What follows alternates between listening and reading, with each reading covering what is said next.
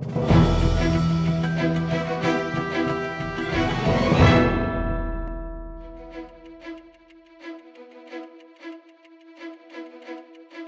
my name is Michael Alden. We are here in Headway Studios.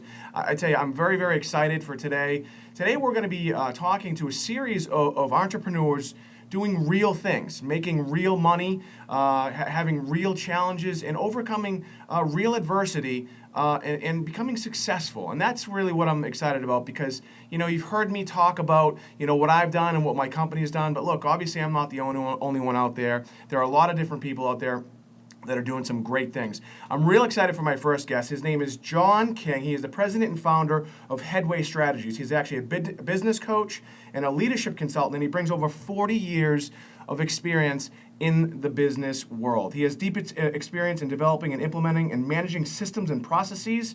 His experience has provided him with a unique perspective on people, processes, and technologies associated with several different types of businesses and business operations. Please help me welcome my guest, Mr. John King. John, thanks for being my guest. Thank you very much for having me. John, so we've talked a little bit about having you come here today, and what I like to do, folks, by the way, is I want to call this essentially like our own version of the Inside the Blue Vase Studio. So we have a series of questions that I'm going to ask every one of my guests, and then at the end we'll maybe talk a little bit more about some of the other things that might come up. Is that okay with you? That's fine. All right, perfect. John, in my podcast and a lot of my videos, I talk about success and what success means to a lot of people. How do you define success? Well, I've got two perspectives on it. I've got my personal success, which is what I do with my family, with my finances, with my life in general. And then I've got the business side of it. And so the business side of it is, can I establish a successful, sustainable business where I have repeat customers and references from other customers to get new customers? Sure. So that's my objective. So that's how I define success. Okay.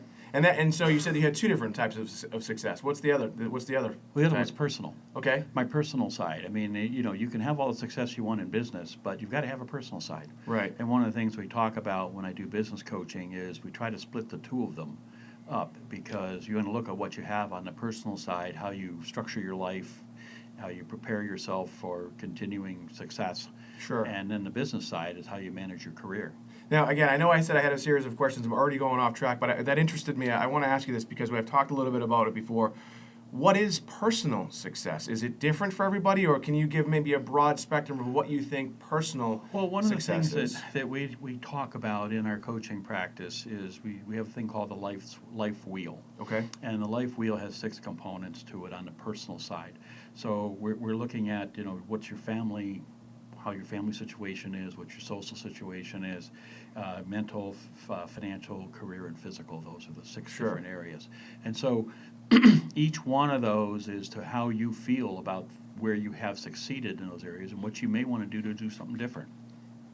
I like that. And then on the professional side, again, that's looking at what your career is, what you're learning, how you're able to keep your edge up Sure. in the business world.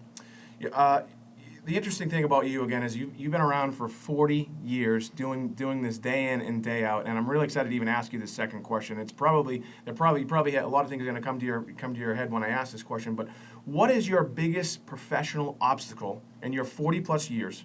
I think that, and how did you overcome it? Okay, well, I think right now it's probably the big change. I have always been with very large companies, Okay. very large companies, $1 billion and greater. In various roles, either consulting or in management. And when I started this business myself, I was really starting off with a new clean slate, and that was part of what I wanted to do. I really didn't want to continue on in the corporate world, in the giant corporate world, as it were. Sure. So part of that was really building a network, Okay. going out and meeting people. And then with starting a business, you've got to have a clear understanding of what your vision is and what you're about, right? So how can I explain to people what I do and why they're going to hire me? That's part of it as well. And do I have processes, and do I have examples of what I do, content of what I do that I can share with people and help them understand why they want to engage me. So is the most difficult thing really just getting started? Is that really what it is? I think it's a change. It's certainly a change. Sure. I mean, and it was a change because I was in a very large environment before. Sure. And it's something I've always wanted to do was work with small or medium-sized businesses. My first business really that I worked in was a commuter airline I worked with in a startup. I was the second person that was hired. Okay. And I was 18 years old. What did I know about commuter airlines, right? Right. But we figured it out. Sure. And that's part of what the excitement is working and figuring out those things and trying to come up with solutions at work. I love it. It's great. Now, let me ask you this, because I know that, again, you actually do have a higher education. You've been to college. I believe you also have your master's. But in business, is education, formal education, really necessary? Because before you answer that question, because I've met a lot of people who say that it is, and then I met a lot of people who say it isn't. What's your perspective? Well, Bill Gates would probably say it wasn't. Well, he did go to Harvard. I mean, he dropped out. He dropped out. I think from my perspective is the basic fundamentals are important. If you have a passion for a business, you're going to succeed in some manner with it. But if you have the basic understanding of the finances, of the accounting, of marketing and things like that, you'll do a lot better. Sure. So having that background is important. The real key is how do you apply it? Right. Do you apply it? Sure. So you can, I guess, again, have all the education in the world. If you don't know how to apply it or implement it, And it's setting the goals. I mean, Right. that's, again, part of the coaching process is we want to set goals. We want to figure out why we can't achieve that goal or what might hold us up from achieving it. Sure. So that's part of the thing as well. So it's a kind of a yes and no type answer, I guess. It's not a bad thing, but you don't need it. Well, I think you do. I mean, I would say that get the education, right? Okay. Get some of the education. Sure. If you need to understand something about accounting, right? Sure. Debits near the wall, credits near the window, or however that works out. I have no idea, But you've got to understand that Sure. so that you can figure out what your costs are and what your margin's going to be going forward. Maybe I should have took accounting in college. Maybe a good idea.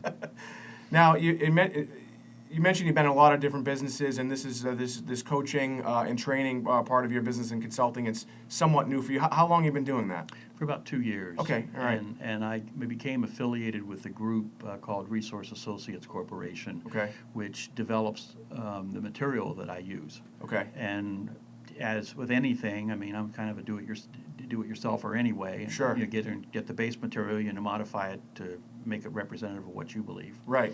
Now, in the 2 years that you've been doing this, what do you find right now, other than coming to Blue Vase Studios and sitting down with me, what do you find is the most effective form of marketing for what you're doing right now?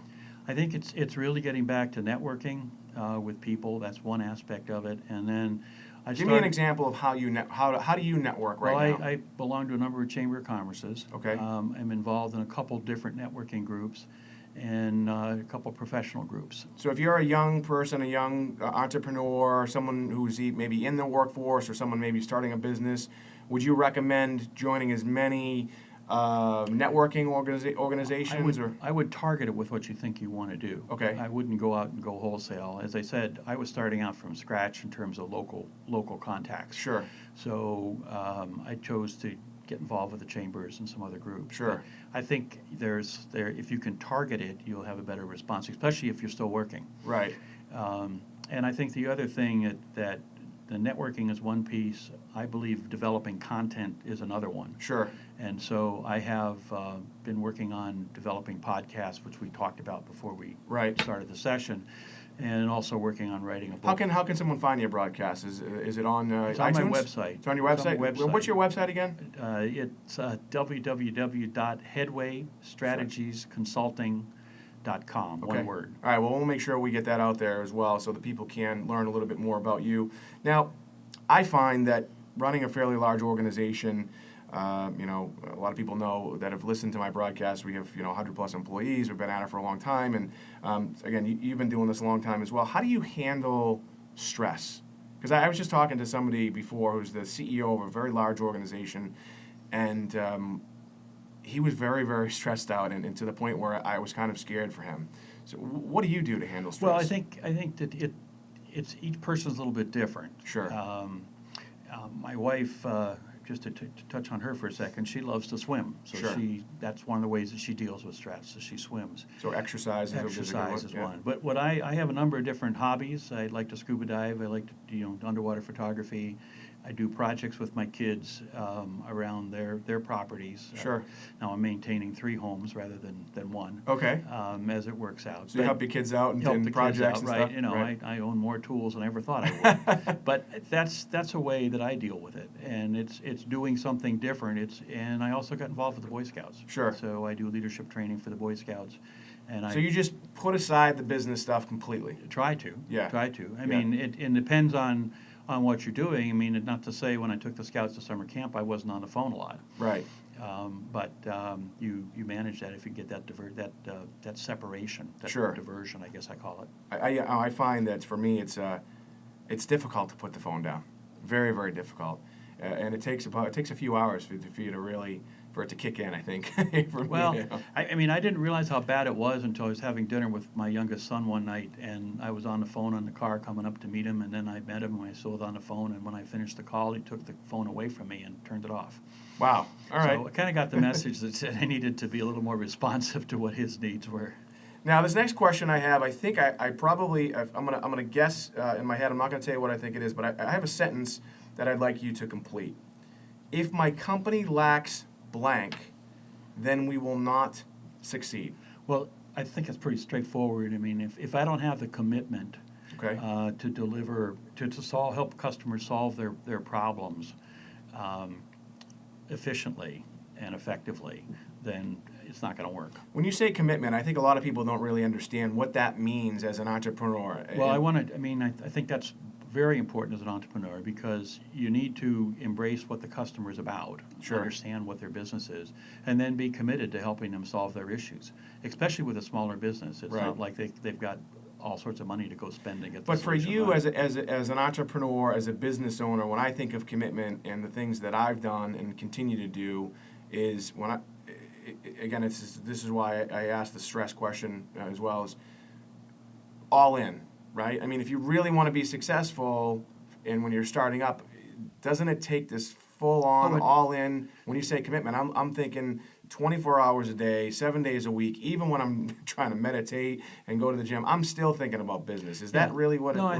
think in a startup, absolutely. Sure. I mean, especially with your one-person band. Sure. I have developed relationships with people that I can bring in to help me in certain things. So I'm Right. not just all by myself. But Right. but still, you make it work, right? Sure. So you've got to make that commitment to do it. As I looked at your question, I think that you have to have the same level of commitment for your customers. Sure. And you've got to sit down with them and understand what they're about before you start recommending what you're going to do. Yeah, I agree with you. So, in any business, whether you're providing support or you're selling them a product, I think you're right. I think you really need to be committed to helping your customers, to helping them achieve their goals and giving them what they really need and want, not what you necessarily want. No, right? no, Yeah. and that's the thing about a service industry. Sure. Is that it's somewhat intangible when you first start talking to people. So I'm going to help you with this, and they okay, what's that mean? And you Right. have to explain it to them and why they want to go this way. So I think that it's a lot different than a product sale. Sure. Well, again, we talked a little bit earlier that you started out almost 40 years ago. It's interesting that you brought it up that you started at a company. You were the number 2 at an airline. Was it? Did you say at an airline? Commuter airline now. Community airline. What advice would you give young people in the workforce right now on how to grow, how to maybe climb the corporate ladder, whether they're actually working at a company or whether they are an entrepreneur? What kind of basic sound advice could you give someone right now that says this is what you need to do other than be committed? Okay. And when I was in public accounting, one of the partners said to me that the secret to success was to read. Okay. And so his idea was that you read the journals, you read what's going on in the industry, you understand what it means. In today's world, you've got to look out for disruptive technologies that be coming down and have a real upset to your business in the way you're doing things. And then I think the other part of it is you've got to manage your career because nobody's going to manage it for you. Sure. So you need to look at what you want to do and you make sure you like what you want to do. Right. And you need to figure out who's going to help you to get there.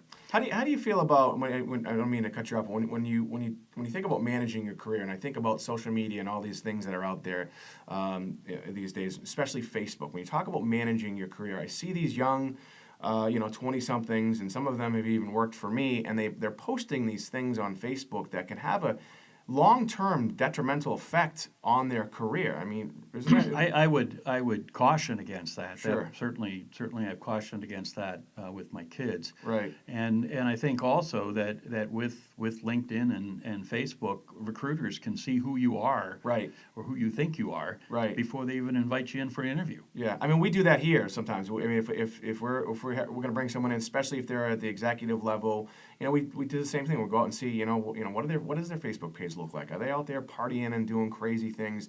Are they the type of person that we would want to hire? Right. And I think a lot of people don't understand that. Well, I think they're living in the right now moment. they are. They Yeah. certainly are. We did a workshop on multi-generational issues in the workplace, and there's a whole different way of handling the boomers, which Sure. I certainly am part of, Right. with the millennials and the like. Now, you kind of maybe touched upon it earlier, but maybe there's something else I can get from you. But do you have a secret strategy or business technique that maybe you can give away Well- that has made you more efficient, that has made you successful, and that a lot of people can maybe implement in their own lives? I think that part of starting up a business is making sure you have a good vision and strategy of where you're going. I mean, Okay. vision to me is out 5 years, 3 to 5 years, and a mission to that is really looking at maybe 12 to 18 months. What I found to be helpful to me was to develop some content about what I want to do. Sure. And so by doing that, I go through a couple iterations of being able to indicate, how I would address this particular situation. So in a coaching situation, I have a program that I can help somebody within that. And then looking at a business from a couple different perspectives, I've got a whole process I go through for that. Sure. So to me, that helped really identify who I am and what I think I can do for a customer, or know I can do for a customer. I should say no, really. Sure. That I could do for a customer, and this is the approach I would take. So would you recommend putting it down in writing, looking at it, I maybe think even so. amending to it, sometimes adding to it? It's an ever-living process. Sure. I mean, they go through they talk about goals. How Sure. many people achieve their goals when they set them at New Year's? Right. The ones that speak them out, Right. they probably don't go anywhere. The ones that write them down have a little bit better success than the ones that write them down. And I tell always say to somebody. people, why wait? Why wait to New Year's Eve? Why not just do it now? Well, what's the that's point? it. You People always go on a diet. I saw a comedian once, and he said, everyone always goes on a diet on Monday. And he goes, you know what happens the weekend before? Gorge. They eat like rhinoceroses, he said. It Yeah. was hysterical. And that's true. Like, if you really want to do something, do it now. Yeah. I saw someone, we talk about Facebook, and I've talked about this in my book. He said he posted on Facebook, and he said that he was going to quit smoking in 6 months. Okay. He was going to quit smoking in 6 months. So during those 6 months, he was just going to basically, kill himself day by day Yeah, and yeah. it drove me crazy. If you're going to do something, I say do it now, Well, right? you do it, but I think you have to write it down. I Right. mean, I think you write it down and you follow up with it. And Sure. did you achieve it that day? Right. That, It makes you that more week or accountable month? when you write it down, right? Accountability is very key. Yeah. Yeah. Because if you can, I've talked about this before, is if you write it down, the advice you've given, and you look at it, and you don't achieve your goals, you didn't get there, the only person you have to answer to is yourself. Well, that's true. And I think what you have to look at with goals is that goals are part of a journey, Right. right? And so you may have a goal that may take you a year or 18 months to achieve, but you've got to break it down into some milestones Sure. that you can achieve so you feel good about moving forward. Right. Once you set them up, I mean, you can shift the dates Sure. based on Based on what happens. What happens Right. going down the road. Now, we talked earlier about this. We've mentioned it a little bit as well throughout this interview. But in this day and age, what do you think is the best form of communication? I'm going to give you some examples. So maybe you've already thought about it. But is it face-to-face? Is it the telephone? Is it email? Is it LinkedIn? Is it Facebook? Is it Twitter? What do you think is the most effective? Not only just for your business, but just in general. Well, I would put a qualifier on it that Sure. it depends on the generation of who you're talking to. Okay. I think that the boomers are going to look for more face-to-face. Sure. That they appreciate that. I like it because I'm that particular age group. Sure. And because I can see the facial expressions and I can see some of the body language and how what I say is being received. Sure. and make adjustments accordingly. Right. I think that the younger generation, they just love the text back and forth, and, Right. and that becomes the essence of communication. Yeah. The one-sided send something over the wall and then receive something back and react. Right. So that's a little bit, that's not as effective, I think, but it is the way that they communicate. Sure. So if you had to ask me which I prefer face-to-face. Telephone is okay because I can get the inflection of the voice on the Right. other end.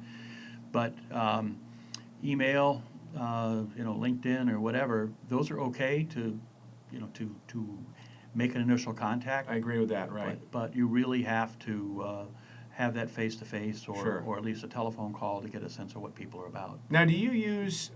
We talked about the technology. Are you using some of these things that are out there like Skype or Zoom or anything like that to conduct your business? Because you can now have those face-to-face I haven't conversations. done any Skype Yeah. coaching sessions yet, Yeah. but I have used Skype in a couple other Sure. situations. Yeah, I'm finding that is becoming more and more a part of our lives, more and more effective. It is. And, the key thing is I tried one in a hotel room one time. I couldn't quite get the bandwidth right, Yeah, so yeah. we ended up giving up and Right. having a phone conversation. Sure. But seriously, I mean, it is certainly a way to do that. I did back in the mid '80s. I helped put together a voice visual network Sure. between here and Hong Kong. Yeah. Because we had offices over there, we were doing video conferencing at that point. Really? Oh, Yeah. no, that's great. And that was pretty wild.